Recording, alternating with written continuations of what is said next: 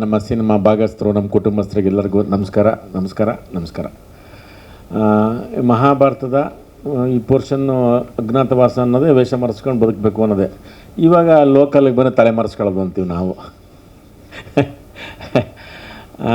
ಇಲ್ಲಿ ತುಂಬ ಸಾಕಷ್ಟು ಮೆಚ್ಚುವಂಥ ಅಂಶಗಳು ಕಾಣ್ತವೆ. ಒಂದು ಏನಪ್ಪ ಅಂದರೆ, ಒಬ್ಬ ಡೈರೆಕ್ಟ್ರು ಇನ್ನೊಬ್ಬ ಡೈರೆಕ್ಟ್ರನ್ನ ಕತೆ ಕೇಳಿಬಿಟ್ಟು ಇದನ್ನು ನೀವು ಮಾಡಿ ಅಂತ ಒಬ್ರಿಗೊಬ್ಬರು ಸಪೋರ್ಟ್ ಮಾಡ್ಕೊಂಡಿದ್ದು, ಇದು ಇಂಡಸ್ಟ್ರಿ ಬೆಳೆಯೋದಕ್ಕೆ ತುಂಬ ತುಂಬ ಆರಾಮಾಗಿ ಹೇಮಂತ್ ಹೇಳ್ಬೋದಿತ್ತು, ಇದು ನಾನೇ ಮಾಡಿಬಿಡ್ತೀನಿ ಬಿಟ್ಬಿಡಿ ಅಂತ. ಯಾಕೆಂದರೆ ಅವರು ಈಗಾಗಲೇ ಸಾಕಷ್ಟು ಒಳ್ಳೆ ಸಿನಿಮಾಗಳು ಮಾಡಿರೋರು, ಒಳ್ಳೆ ಕನ್ನಡ ಪ್ರೇಕ್ಷಕರಿಗೆ ಒಳ್ಳೆ ನೆನಪುಗಳನ್ನು ಕೊಟ್ಟಿರೋರು. ಹಾಗಾಗಿ ಯಾಕಂದರೆ ಇದು ಬರೀ ಡೈರೆಕ್ಟ್ರು ಅಂತಲ್ಲ, ಅದು ಕ್ಯಾಮ್ರಾಮ್ಯಾನ್ಗಳಿಗೆ ತುಂಬ ಚೆನ್ನಾಗಿದೆ. ಅವ್ರವ್ರ ಕೆಲಸಗಳು ಟಪ ಟಪ ಅಂತ ಹೆಂಗೋ ಮುಗಿಸ್ಕೊಂಡ್ಬಿಡ್ತಾರೆ. ಅದು ಮ್ಯೂಸಿಕ್ ಆಗ್ಬೋದು, ಕತೆಗಾರ ಆಗ್ಬೋದು, ಕಲಾವಿದ ಆಗ್ಬೋದು, ನಿರ್ಮಾಪಕ ಆಗ್ಬೋದು, ಇವರೆಲ್ಲರಲ್ಲೂ ಈ ಎಕ್ಸ್ಚೇಂಜು ಮೊದಲಿತ್ತು. ಇದೆಲ್ಲ ಒಂದು ಗ್ಯಾಪ್ ಆಗಿದೆ. ಇದು ಮತ್ತೆ ಇವರು ಶುರು ಮಾಡಿದ್ದಾರೆ. ಇದು ಒಳ್ಳೆಯದಾಗಲಿ, ಅದು ಹುಟ್ಟಲಿ ಅನ್ನೋದೇ ನಮ್ಮ ಕಲಾವಿದರದು. ಹಾಗಿದ್ದಾಗ ನಾವೆಲ್ಲರೂ ನೆಮ್ಮದಿಯಾಗಿರ್ಬೋದು ನಿಜವಾಗಲೂ. ಹೌದಲ್ಲಪ್ಪ, ಈ ಥರದ ಕತೆಗಳು ಹುಟ್ತಾವಲ್ಲ ಅಂದ್ಬಿಟ್ಟು ಇದೊಂದು ಅಂಶ. ಆಮೇಲೆ ತುಂಬ ನಾವು ಕೆಲಸ ಎಲ್ಲ ಮಾಡಿದ್ಮೇಲೆ ಮಾತಾಡ್ತಿದ್ವಿ ಅಂದಾಗ ಅದಕ್ಕೊಂದು ಮತ್ತು ಹೇಮಂತ್ ಅವರು ತಾಯಿ ವಿಚಾರಕ್ಕೆ ಬಂದಾಗ ಅವ್ರ ತಾಯಿನ ಬಾಬಾ ಅವರಿದ್ದರು ಪೂಜೆ ದಿವಸ ಬಂದು ನಮಗೆಲ್ಲ ಖುಷಿ ಆಯಿತು. ಅವ್ರ ತಾಯಿದೊಂದು ಸ್ವಲ್ಪ ಡಿಸ್ಟರ್ಬ್ ಆಯಿತು, ಅವ್ನ ತಾಯಿನೂ ಹೋದಾಗ ಆವಾಗ ಅದಕ್ಕೆ ಅವರು ಸ್ವಲ್ಪ ಟೈಮ್ ತಗೊಂಡು ಮತ್ತು ನಮಗೆ ಅದನ್ನು ಚೇತರಿಸ್ಕೊಂಡು ಮತ್ತೆ ಇದಕ್ಕೆ ಶುರುವಾಗಿ ಕುಂತಾಗ ಬೆಂಗಳೂರು ಕುಮಾರ್ ಅವ್ರು ಬಂದಿರೋದು ನಿಜವಾಗ್ಲೂ ಭಾಳ ಒಂದು ತುಂಬ ಪ್ರೊಫೆಷ್ನಲಾಗಿ ಬಂದಿರೋದು ನಮಗೆ ಭಾಳ ಖುಷಿ ಆಯಿತು ಈ ಸಿನಿಮಾಗೆ. ಅಂದರೆ ಅವರು ನೋಡಿ, ಯಾಕೆಂದರೆ ಅವರು 9 ಭಾಷೆ ಮಾಡೋರು. ಬೆಂಗಳೂರು ಕುಮಾರ್ ಅಂತ ಅಷ್ಟೇ, ತೆಲುಗು, ತಮಿಳು, ಕನ್ನಡಕ್ಕೂ ಅವ್ರು ಬೆಂಗಳೂರು ಕುಮಾರ್ ಬಂದಿರೋದು, ಅದು ನಮ್ಗೆ ತುಂಬ ಪ್ಲಸ್ ಆಗಿದ್ದು. ಇದು ನಿಜವಾಗ್ಲೂ ಇದು ನಮಗೆ ನಮ್ಮ ಸಿನಿಮಾಗೊಂದು ನಿಜವಾಗ್ಲೂ ಒಂದು ಅಜ್ಞಾತವಾಸಿ ಅಂತ ಧೈರ್ಯ. ಇನ್ನು ಜನಾರ್ದನ್ ಈ ಕತೆ ಹೇಳಿದಾಗ ಫಸ್ಟು ಜನಾರ್ದನ್ ಹೇಳಿದ ತಕ್ಷಣ ಯಾರು ಜನಾರ್ದನ್ ಈ ಕತೆ ಮಾಡಿತ್ತು ಅಂತಂದರೆ ಅವ್ರ ಗುರುಗಳು ಅಂತ. ಒಂದು ಸ್ವಲ್ಪ ಸೈಲೆನ್ಸು. ಯಾವ ಪಾತ್ರ ಕೇಳಿದ್ರೂ ಇದ್ಯಾರು ಮಾಡ್ತಾರೆ, ಅದ್ಯಾರು ಮಾಡ್ತಾರೆ ಇಂತಿಂಥವ್ರು ಮಾಡ್ತಾರೆ ಅಂದರೆ ಎಲ್ಲ ಪಾತ್ರಗಳ ಬಗ್ಗೆನೂ ಹೊಟ್ಟೆ ಕಿಚ್ಚಾಗಂಗಿದೆ. ಶರತ್ ಒಂಥರ ಡಬಲ್ ಹೊಟ್ಟೆ ಕಿಚ್ಚಾಗತ್ತೆ. ಇವರು ಜ್ಯೋತಿಷಿಗಳು, ಇಡೀ ಈ ಸಿನಿಮಾಗೆ ಜ್ಯೋತಿಷಿಗಳು ಇವರೇ. ಸುಮ್ಮನೆ ಸೈಲೆಂಟಾಗಿ ಕೂತಾರೆ ನೋಡಿ ಇವರು, ರವಿಶಂಕರ್ ಗೌಡರು ಅವರೇ ನಿಜವಾದ ಜ್ಯೋತಿಷಿಗಳು ಈ ಸಿನಿಮಾಗೆ. ಬೂಸ್ರೇ ಬಿಡಲ್ಲ. ಹೇಮಂತ್ ಅವಾಗಲೇ ಸೈಡ್ ಕರ್ಕೊಂಡು ಹೇಳಿದ್ರು, ಇದು ಮರ್ಡರ್ ಮಿಸ್ಟರಿ ಸಿನಿಮಾ, ಜಾಸ್ತಿ ಕತೆ ಬಗ್ಗೆ ಬಿಟ್ಕೊಡ್ಬೇಡಿ, ಇಲ್ಲಾಂದ್ರೆ ನೀವು ಮರ್ಡರ್ ಆಗ್ತೀರಾ ಅಂತ. ಸೊ ಹಾಗಾಗಿ ಸೈಲೆಂಟಾಗಿ ಕೂತಿದ್ದೀನಿ. ಆ ಥರದ್ದು ಯಾರ ಪಾತ್ರಗಳು ಕೇಳಿದ್ರು, ಪಾವನ ಅವ್ರದ್ದಾಗ್ಬೋದು, ಸಿದ್ದುದಾಗ್ಬೋದು, ಈ ಎಲ್ಲ ಕ್ಯಾರೆಕ್ಟರ್ ಬಂದಾಗ ಇವ್ರ್ಯಾರು ಮಾಡ್ತಾರೆ ಅವ್ರ್ಯಾರು ಮಾಡ್ತಾರೆ ಈ ಥರದ್ದು. ಆಮೇಲೆ ಒಂದು ಸಣ್ಣದಾಗಿ ಹೌದಲ್ಲಪ್ಪ, ಮುಂದೆ ಈ ಕೊಲೆ ಇದು ನಮ್ಮ ಕೆಲವು ಕೊಲೆಗಳು ನಿಮಗೆ ಮೆಂಟಲಿನೂ ಆಗುತ್ತೆ, ಫಿಸಿಕಲಿ ಆಗುತ್ತೆ. ಈ ಅದೇ ನಮ್ಗೆ ಹೇಳಿದ್ವಲ್ಲ ತಲೆಮರೆಸ್ಕೊಳ್ಳೋದು ಅಂತ, ಒಳಗೆ ತಳದೊಳಗೆ ನನ್ನೊಳಗೆ ಈ ಥರದ್ದು ಕೊಲೆ ಆದಾಗ ಏನು ಮಾಡೋಣ, ಯಾರಿಗೆ ಹೇಳೋಣ? ಈ ಥರದ್ದೇನೋ ಒಂದು ಮಾಡಿ ಮೊಸರು ಮಜ್ಜಿಗೆ ಮಿಕ್ಸಿಲ ಕರೆದು ರುಬ್ಬಿಬಿಟ್ಟವ್ರು ಇದನ್ನು ಹೆಂಗೆ ತಪ್ಪಿಸ್ಕೊಳಕ್ಕಾಗಲ್ಲ. ಆಮೇಲೆ ಎಲ್ಲೆಲ್ಲೂ ಆ ಥರದ್ದು ಒಂದು ಇದಕ್ಕೆ ಸಪೋರ್ಟಿವ್ ಆಗಿ ತುಂಬ ಅದ್ಭುತ. ಚಿಕ್ಕಮಂಗ್ಳೂರಿನ ಯಾವ್ಯಾವೋ ಮನೆಗಳು ಅಲ್ಲಿ, ಅವು ಸುಮಾರು ಅವೆಲ್ಲ 500-600 ವರ್ಷದ ಹಳೆಯ ಮನೆಗಳು, ಒಂದೊಂದು ಕಿಲೋಮೀಟ್ರ್ ಮನೆಗಳು. 9 ವೆಂಕಟರಮಣ ಸ್ವಾಮಿ ಥರದ್ದು 9 ಬಾಗಿಲು. ನಮ್ಮ ಇವ್ರು ಸಿನಿಮಾಗೆ ಮಾಡಿದ್ವಿ ನನಗೆ ಒಂದು ಬಾಗಿಲು ತೆಗೆದು ಇದು ಆಚಾರಕ್ಕೆ ಕುಂತ್ಕೊಳ್ಳೋಕ್ಕೆ, ಇದು ಉಣ್ಣಕ್ಕೆ, ಇದು ಮಲ್ಕೊಳ್ಳೋಕ್ಕೆ, ಇದು ಮತ್ತು ಒಳಗೆ ಅವೆಲ್ಲ ಬಾಗ್ಲಕ್ಕೆ ಅಲ್ಲಿ ಅಡುಗೆ ಮಾಡ್ಕೊಂಡು ಅಲ್ಲೂ ಇರ್ಬೋದು ಅಂತ. ಹೀಗೆ ಲೈನ್ಗೆ ದೊಡ್ಡ 9-10 ದ್ವಾರಗಳಿರೋ ಆ ಮನೆ.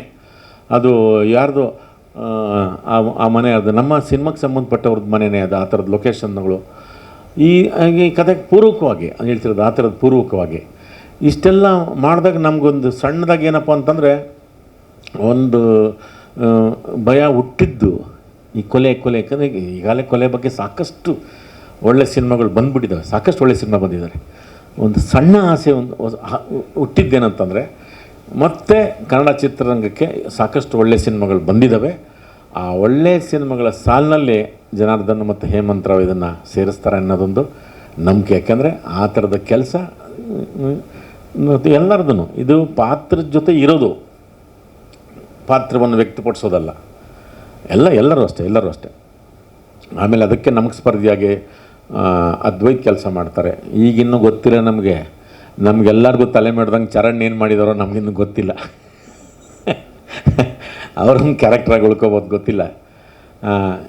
ಇವರೆಲ್ಲ ಆಗಲೇ ಅದನ್ನು ನಾವು ಬರೀ ಅಲ್ಲಿ ಪಾತ್ರವನ್ನು ಮಾಡಿದವರು. ಇವರೆಲ್ಲ ಪ್ರೇಕ್ಷಕರಾಗಲೇ ಇದನ್ನು ನೋಡಿಬಿಟ್ಟಿದ್ದಾರೆ. ಇದನ್ನು ನೋಡಿ ಹಾಗಾಗಿ ಇವರು ನಮಗೇನು ಬಿಟ್ಕೊಡ್ತಿಲ್ಲ ಆಗಿದೆ ಅಂತ. ಹಾಗಾಗಿ ಈಗ ನಮಗೆ ಈ ಥರದೊಂದು ಹೊಸ ಪ್ರಯತ್ನಕ್ಕೆ ನಿಮ್ಮೆಲ್ಲರ ಅದೇ ಮತ್ತು ಒಂದು ಪ್ರೋತ್ಸಾಹ ನಮಗೆ ಬೇಕು. ಯಾಕಂದರೆ ಕನ್ನಡ ಚಿತ್ರರಂಗದಲ್ಲಿ ನೀವುಗಳು ಹೊಸತನಕ್ಕೆ, ಹೊಸಬರಿಗೆ, ಈ ಥರದ ಹೊಸ ವಿಚಾರಗಳಿಗೆ ನಮ್ಮಲ್ಲಿ ಮಾಡಿದಾಗ ನೀವು ತುಂಬ ನಿಮ್ಮದಂತ ನೀವು ಹೆಗಲ ಮೇಲೆ ಎತ್ಕೊಂಡು ಅದಕ್ಕೆ ಸಪೋರ್ಟ್ ಮಾಡಿದ್ದೀರಾ, ಅದನ್ನು ಪ್ರೋತ್ಸಾಹ ಕೊಟ್ಟಿದ್ದೀರಾ, ಆ ಸಿನಿಮಾನ ನೀವು ಉಳಿಸಿದ್ದೀರಾ. ಇದಕ್ಕೆ ಈ ಐ ಅಜ್ಞಾತವಾಸಿ ಸಿನಿಮಾಗೆ ನೀವೆಲ್ಲರೂ ಮನದುಂಬಿ ಸ್ವಇಚ್ಛೆಯಿಂದ ಮಾಡ್ತೀರಾ, ಮಾಡಿ ಅಂತ ನಿಮಗೆ ಮನದುಂಬಿ ಪ್ರೀತಿಯಿಂದ ನಾವು ಕೇಳ್ಕೊತಾ ಇದ್ದೀವಿ. ಹಾಂ ಮೇಡಮ್, ಹೌದು ಮೇಡಮ್. ಹಾಂ,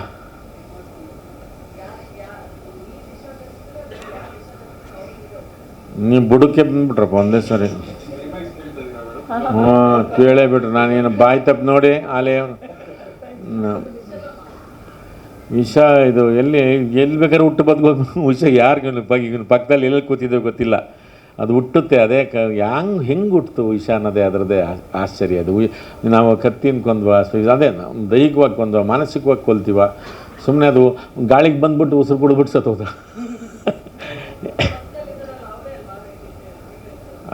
ಅವರೇ ಎಲ್ಲ ಅವ್ರ ಜ್ಯೋತಿಷಿಗಳು ಮೇಡಮ್. ಇದು ಕೊಲೆಗೆ ಯಾವ್ದನ್ನ ಜ್ಯೋತಿಷಿ ಇದ್ದಾನ ನೋಡಿ, ಇವರೇ ಜ್ಯೋತಿಷಿ ಕೊಲೆಗೆ. ಏನು ಅವ್ರೇನು ಲೇಡಿ ಏನು ಸುಮ್ಮನೆ ಅಂದ್ಕೊಂಡ್ರ? ನೋಡಿ ಗೊತ್ತಾಗತ್ತೆ ನಿಮಗೆ. ಯಾವ್ದು ನಿಮ್ಮ ಹಾಗಾಗಿ ನಮ್ಗೆ ತುಂಬ ಇದರಿಂದ ನಾವು ಅಂದ್ಕೋತಿದ್ದೀವಿ. ನೀವೆಲ್ಲ ಇದನ್ನು ಮೆಚ್ತೀರಾ. ಇದೊಂದು ಬೇರೆ ಥರದೊಂದು ಪ್ರಯತ್ನ. ಯಾಕೆಂದರೆ ನಾವು ಈಗ ಸಾಕಷ್ಟು ಎಲ್ಲ ಸಿನಿಮಾಗಳಿಗೆ ಬರ್ತೀವಿ, ಒಂದು ರೀತಿ ನಾವು ನೋಡ್ಬಿಟ್ಟು ಹೌದು ನಮ್ಗೆ ಸಪೋರ್ಟ್ ಮಾಡಿ ಅಂತ ನಾವು ಅದಕ್ಕೆ ನಾವು ಪೇಯ್ಡ್ ದುಡ್ಡಿಸ್ಕೊಂಡಿರ್ತೀವಿ, ಹೇಳ್ತೀವಿ. ಇದು ಬೇರೆ ಥರದ್ದೊಂದು. ಯಾಕೆಂದರೆ ಎಲ್ಲರೂ ಪ್ರಯತ್ನ ಮಾಡಿರೋದ್ರಿಂದ ನಮಗೂ ಎಲ್ಲನೂ ಒಂದು ಕಡಿತಾ ಇರ್ತದೆ ಹೊಸತನಕ್ಕೆ, ಹೊಸ ವಿಚಾರಗಳನ್ನು. ನಮ್ಮ ಇದರಲ್ಲೂ ನಾವು ಬೆಣ್ಣೆ ಥರ ಕಡಿದ್ಬಿಟ್ಟು ಶುದ್ಧವಾಗಿ ಏನೋ ತೆಗಿಯೋಕ್ಕೆ ಟ್ರೈ ಮಾಡಿರೋಣ ಅಂತ ಆ ಥರದೊಂದು ಪ್ರಯತ್ನ ಮಾಡಿದ್ದೀವಿ. ಇದನ್ನು ಅದರದ್ದು ಒಮ್ಮತದಿಂದ ನಾವೆಲ್ಲರೂ, ಹೌದಲ್ವಾ? ಹೌದು, ನಿಮ್ಮ ಸಪೋರ್ಟ್ ನಮಗೆ ಬೇಕು ಬೇಕು ಬೇಕು ಬೇಕು. Thank you.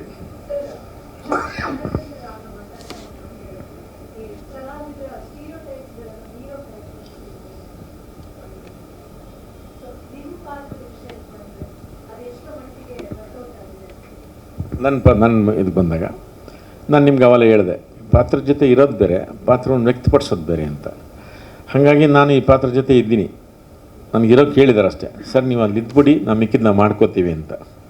ನಾನು ಅಲ್ಲಿದ್ದೀನಿ ಅಷ್ಟೇ. ಯಾವುದೇ ಥರದ ಅಲಂಕಾರ ಮಾಡೋಕ್ಕೆ ಹೋಗಿಲ್ಲ ಇಲ್ಲಿ, ಬೇಡ ಅಂತ. ನೀವು ಕತೆ ಕೇಳಿದ್ರೆ ನಿಮಗೆ ಮಾಡಬೇಕು ಅಂತ ಅನಿಸಲ್ಲ. ಈಗ ನಾನು ಸಿನಿಮಾ ನೋಡಿ ನೀವೇ, ಇವಾಗ ನಮ್ಮಲ್ಲಿ ಸತ್ರೂ ಅಲಂಕಾರ ಮಾಡ್ತಾರೆ, ಬದುಕಿದ್ರೂ ಅಲಂಕಾರ ಮಾಡ್ತಾರೆ. ಅದ್ರ ಪೇಯ್ನ್ ಡಿಫ್ರೆನ್ಸ್ ಅಲ್ವಾ, ಖುಷಿ ಡಿಫ್ರೆನ್ಸ್ ಅಲ್ವಾ, ಡಿಫ್ರೆನ್ಸ್ ಆಗುತ್ತಲ್ಲ ಅದಕ್ಕೆ ಅಲ್ವಾ. ಹೂವು ಎರಡಕ್ಕೂ ಬಳಸ್ತೀವಿ, ಅದಕ್ಕೂ ಬಳಸ್ತೀವಿ, ಇದಕ್ಕೂ ಬಳಸ್ತೀವಿ. ಆ ಹೂವು ನಮಗೆ ನಲುಗ್ದಂಗೆ ಕಾಣುತ್ತೆ ಸತ್ತಾಗ. ಅದೇ ಹೂವು ಯಾರನ್ನ ಹುಟ್ಟಿದ್ರೆ ಹಾಕಿದಾಗ ಎಷ್ಟು ಚೆನ್ನಾಗಿದೆ, ಎಷ್ಟು ಕಲರ್ಫುಲ್ ಆಗಿದೆ ಅಂತ ಅನಿಸುತ್ತೆ. ಈ ಥರದ ತಾಕ್ಲಾಟಗಳನ್ನ ಜನಾರ್ದನ್, ಯಾಕೆ ಜನಾರ್ದನ್ ಬಗ್ಗೆ ತುಂಬ ಬೇರೆ ಥರದಲ್ಲಿ ಒಟ್ಟು ಭಾರತೀಯ ಚಿತ್ರರಂಗದಲ್ಲಿ ಬೇರೆ ಥರ ನಿಲ್ತಾರೆ ಅಂತಂದರೆ, ಅದು ನಿಜವಾಗ್ಲೂ ಅದು ಗುಲ್ಟು ಆಗ್ಬೋದು, ಆಮೇಲೆ ಇದಾಗ್ಬೋದು. ಅದಕ್ಕೊಂದು ಬೇರೆದೊಂದು ಕೊಟ್ಟಿರ್ತಾರೆ. ನನಗೆ ಒಂದು ಕ್ಷಣ ಇದು ಹೆಂಗೆ ಇದು ಸಾಧ್ಯನಾ ಅಂತ ಅನ್ನಿಸ್ತು. ಆದರೆ ಯಾವುದೇ ಒಬ್ಬ ಮನುಷ್ಯನಿಗೆ ಹುಟ್ಟೋದಕ್ಕೆ ಅವನಿಗೆ ಸಹಜ, ಅದು ನೇಚರ್ದು ಹುಟ್ಬೋದು.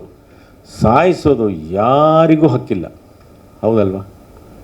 ಯಾರನ್ನೂ ಸಾಯಿಸೋದಕ್ಕೆ ಯಾವುದಕ್ಕೂ ಹಕ್ಕಿಲ್ಲ, ಅದು ಯಾರೇ ಆಗಿರಲಿ. ಅದು ಸಾಯಿಸಬಾರ್ದಲ್ವಾ? ಸಾಯಿಸೋದು ಸ್ವತಂತ್ರ ಯಾರು ಕೊಡ್ತಾರೆ ಅದನ್ನು? ಅದರದ್ದೇ ಕ್ವಶನ್ ಮಾರ್ಕ್ ಇದು ಮಾಡೋದು. ಆ ಥರದಲ್ಲಿ ನನಗೆ ತುಂಬ ದಿವಸಗಳನ್ನು ತುಂಬ ದಿವಸಗಳಾದ್ರೂ ನನಗೆ ಈಗ ಸಾಕಷ್ಟು ನನಗೆ ಗೊತ್ತಿರೋ ಪ್ರಕಾರ ಒಂದಷ್ಟು ನೆನಪುಗಳು ಪ್ರೇಕ್ಷಕರಿಗೆ ಕೊಟ್ಟಿದ್ದೀನಿ. ಇದೂ ಈ ಸಿನಿಮಾದ ನೆನಪು ಕೂಡ ನಿಜವಲ್ಲೂ ನಿರಂತರವಾಗಿರುತ್ತೆ ಅಂತ ನನಗೊಂದು ನಂಬಿಕೆ ಇದೆ. ಅದರದ್ದು ಪೂರ್ತಿ ಶ್ರೇಯಸ್ಸು ನಮ್ಮ ಜನಾರ್ದನ್ನು ಮತ್ತು ಹೇಮಂತ್ಗೆ ಹೋಗಬೇಕು. ಅದ್ರ ಕತೆ ಹೇಳಿದಾಗ ಒಂದು ಕ್ಷಣ ಹೌದು ಎಲ್ರಿಗೂ ಒಂಥರ ನನಗಂತೂ ಭಯ ಆಯಿತು. ಆದರೆ ಇಲ್ಲ, ಇದು ಬೇರೆ ಥರದ್ದು ತುಂಬ ಒದ್ದಾಡ್ಕೊಂಡೇ ಮಾಡಿದ್ದೀನಿ. ಅದು ಈ ಪಾತ್ರ ಬಿಡ್ತಿಲ್ಲ, ತುಂಬ ತುಂಬ ತುಂಬ ಕಾಟ ಕೊಟ್ಟು ಕೀಟ್ಲೆ ಕೊಟ್ಟು ನೆಮ್ಮದಿಯಲ್ಲಿ ಹಾಳು ಮಾಡಿಬಿಟ್ಟಿದೆ. ಆಮೇಲೆ ಯಾರ್ಯಾರಿಗೂ ಉತ್ತರ ಕೊಡಬೇಕು ಅಂತ. ಆದರೆ ಆ ಥರದ್ದು ಆಗಲ್ಲ. ಹೌದು ಈ ಥರದ್ದು ಆಗುತ್ತಾ ಆಗ್ತಾನೆ ಇರುತ್ತಾ ಅನ್ನೋ ಪ್ರಶ್ನೆ ನಿಮಗೂ ಬರುತ್ತೆ, ನಿಮಗೂ ಬರುತ್ತೆ, ನನಗೂ ಬರುತ್ತೆ.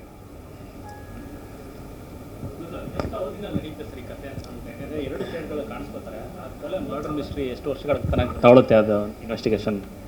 ಇಲ್ಲ ಅದಲ್ಲೇ ಇಲ್ಲ, ಅಂದರೆ 2 ಡೇ ಸ್ಟೋರಿ, 2 ದಿವಸದಲ್ಲಿ ನಡೆಯೋಂಥ ಕತೆ ಇದು. ಹಾಂ, ಅದೇ ಆನ್ಸರ್ ಮಾಡ್ಬೋದು. ಹೌದು ಸರ್. ಅಣ್ಣ, ಗುಲ್ಟು ಜನ ಜೊತೆ ಕೆಲಸ ಮಾಡಿದರೆ ಗುಲ್ಟುಗೂ ಸಿನಿಮಾಗೂ ಈ ಸಿನಿಮಾಗೂ ಏನೋ ವ್ಯತ್ಯಾಸ ಇದೆ? ನನಗೆ ಅದೇ ಜನ ಬಗ್ಗೆ ಜನರ ಬಗ್ಗೆ ನನಗೆ ಅದಕ್ಕೆ ಟೆಕ್ಸ್ಟ್ ಬುಕ್ ಥರ ಹೋಗ್ಬಿಡ್ತಾರೆ. ಕನ್ನಡ ಸಬ್ಜೆಕ್ಟು, ಇದು ಇಂಗ್ಲೀಷು, ನೆಕ್ಸ್ಟ್ ಮ್ಯಾಥಮೆಟಿಕ್ಸ್ ಮಾಡ್ತೀನಿ, ನೆಕ್ಸ್ಟ್ ಸೋಷಿಯಾಲಜಿ ಮಾಡ್ತೀನಿ, ನೆಕ್ಸ್ಟು ಅರ್ಥಮೆಟಿಕ್ಸ್ ಮಾಡ್ತೀನಿ, ಈ ಥರ ಹೋಗ್ತಾರೆ. ಅದು ಅದು ಅದೇ ಸರ್ ಆಧಾರ್ ಕಾರ್ಡ್ ಹಿಂಗೆ ಆಗ್ಬಿಟ್ರೆ ದೇಶ ಏನಾಗುತ್ತೆ ಅಂತ ಕೇಳಿದೆ. ನೋಡಿ ಸರ್, ನೀವು ನೋಡಿ ಅಂತಂದರು. ನನಗೇನು ಬಿಟ್ಕೊಡ್ಲಿಲ್ಲ. ಇಲ್ಲ, ಹಂಗಾಗುತ್ತೆ ಸರ್, ಹಂಗಾಗುತ್ತೆ, ಏನು ಬೇಕಾರಾಗುತ್ತೆ. ಬೇಕಾದ್ರೆ ನೀವು ನತ್ತರ್ಸಕ್ಕೆ ನೋಡಿ. ನನ್ನ ಹಣೆ ಬರ ಯಾರ ಹತ್ರನೂ ಇರುತ್ತೆ. ನಾನು ಏನು ಯೋಚನೆ ಮಾಡ್ತೀನಲ್ಲ ಅದನ್ನು ನಾನು ಯೋಚನೆ ಮಾಡೋಕ್ಕಿಂತ 1 ಅವರ್ ಮುಂಚೆ ನನಗೆ ಅವ್ನು ತಿಳಿಸ್ತಾನೆ ಅಂತಂದರು. ಇವಾಗ ನಾನು ಯಾವುದೋ ಬಾತ್ರೂಮು ಟೈಲ್ಸ್ ಥರ ಯೋಚನೆ ಮಾಡಿದ್ರೆ ನನ್ನ ಮೊಬೈಲಲ್ಲಿ ಟೈಲ್ಸ್ ಬಗ್ಗೆ ಬಂದುಬಿಡ್ತದೆ. ಅಯ್ಯೋ ಅವನ ಚಿನ್ನ ಬಡಿಯ, ನನ್ನ ಮೊಬೈಲ್ ನನ್ನ ಮನೆ ಬಾತ್ರೂಮ್ ಟೈಲ್ಸ್ ಮಾಡಿ ರೆಡಿ ಮಾಡೋದು ಈ ನನ್ನ ಮಗ ಹೆಂಗೆ ಕಳಿಸ್ತವನೆ ಅಂತ ಅವ್ರ ಹತ್ರ ನಾನು ನಿಜವೂ ಹೇಳಿದ್ರು ನನಗದನ್ನ. ಇಲ್ಲ ನೋಡಿ ಸರ್, ನೀವು ಅದು ಬರುತ್ತೆ ನೋಡಿ ಅಂತಂದರು. ನನಗೆ ಚಾನ್ಸ್ ಇಲ್ಲವಲ್ಲ ಅಂತ. ಇಲ್ಲ, ಅದು ಹಂಗಾಗಿದೆ ಅಂತಂದರು. ಆವಾಗದಂಗೆ ಹಂಗಾಗಿತ್ತು. ಇದಂತೂ ನನಗೆ ಈ ಪಾತ್ರ ನನ್ನೊಳಗಿಂದ ಇನ್ನೂ ಹೋಗಿಲ್ಲ, ನಿಜವೂ ಹೋಗಿಲ್ಲ. ಅಂದರೆ ಅದು ನಾನು ಇಟ್ಕೊಂಡಿದ್ದೀನಿ ಅಂತೆಲ್ಲ, ಅದು ನನಗೆ ಹಿಂಗೆ ಡಿಸ್ಟರ್ಬ್ ಮಾಡ್ತಾನೇ ಇದೆ. ಇದು ಸಾಧ್ಯನಾ ಅಂತ ಅನಿಸುತ್ತೆ. ಇದು ಈ ಥರದ ನಿರಂತರವಾಗಾದರೆ ಹೆಂಗಪ್ಪ ಅಂತ ಅನಿಸ್ಬಿಡುತ್ತೆ ನನಗೆಲ್ಲೋ. ಒಂದು ಮೊನ್ನೆ ಜಯೇಶ್ ಪಟೇಲ್ರವ್ರ ಬುಕ್ ಯಾವುದೋ ಒಂದು ಓದ್ತಾ ಇದ್ದೆ. ಅವ್ರು ಕೊನೆಗೆ ಜಯೇಶ್ ಪಟೇಲ್ರವ್ರದ್ದು ಇದ್ರ ಬಗ್ಗೆ ಅವ್ರನ್ನ ಕೇಳ್ತಾರೆ, ಸರ್ ಒಟ್ಟು ಮನುಷ್ಯರ ಬಗ್ಗೆ ನೀವೇನು ಹೇಳ್ತೀರಂತ. ಮನುಷ್ಯ ಒಳ್ಳೆಯವ್ನು ಕಣಯ್ಯ, 140 ಕೋಟಿ ಜನಸಂಖ್ಯೆ ಮಾಡಿದರೆ ಒಳ್ಳೆಯವ್ರು ಕಣಪ್ಪ, ಎಲ್ಲರೂ ಸಾಯಿಸ್ಬಿಡ್ಬೇಕಾಯ್ತಲ್ಲ, ಒಳ್ಳೆಯವ್ನು ಕಣಯ್ಯ ಮನುಷ್ಯ ಅಂತಾರೆ. ನಾವು ಯಾವುದನ್ನು ನಂಬೋದು, ಯಾವ್ದು ಕೆಟ್ಟದ್ದು, ಯಾವುದು ಒಳ್ಳೆ, ಏನು ಕೊನೆಗೆ ಒಂದು ದಾಖಲೆ ಏನಪ್ಪ ಅಂತಂದರೆ ಮನುಷ್ಯನೇ ಎಲ್ಲದಕ್ಕೂ ಮೂಲ ಕಾರಣ. ಪ್ರಾಣಿ ಎಲ್ಲ, ಪಕ್ಷಿ ಎಲ್ಲ, ಪರಿಸರ ಹಾಳು ಮಾಡೋಕ್ಕೆ ನಾವೇ, ಪಂಚಭೂತ ಹಾಳು ಮಾಡೋಕ್ಕೆ, ಗಾಳಿ ನೀರು ಭೂಮಿ ಬೆಂಕಿ ಹಾಳು ಮಾಡೋದಕ್ಕೂ ನಾವೇ ಕಾರಣ. ಬಟ್ ಒಂದೇ ಹಾಳು ಮಾಡೋದಕ್ಕೆಲ್ಲ ಮೂಲ ಕಾರಣ ಮನುಷ್ಯ.